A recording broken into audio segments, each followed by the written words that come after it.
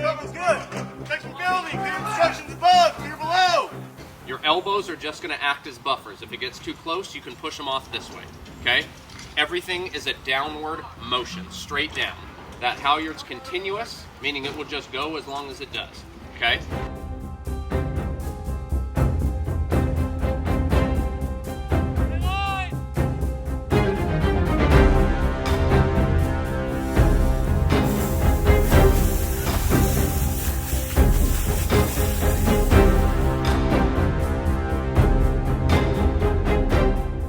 During this phase of the academy, our recruits are introduced to hose, ground ladders, and ventilation tactics.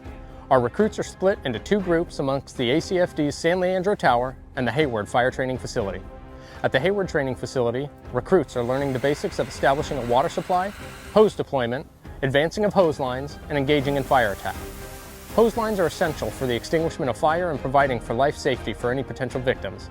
At the San Leandro Tower, recruits are being shown how to properly lift, carry, and deploy ladders to gain access to roofs, to perform vertical ventilation, placing at windowsills to facilitate rescue, and various other applications. Our recruits have progressed from a single-person throw to working as a team to accomplish the goal of the 35-foot parapet roof ventilation evolution. None of these drills are easy, but the guidance and tutelage from some of the best instructors in the Alameda County Fire Department have ensured the success of our recruits as they begin their fire service careers.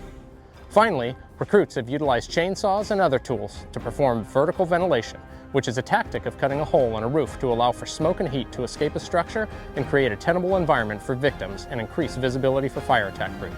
All three of these subjects work together as the basis for the fundamentals of firefighting operations.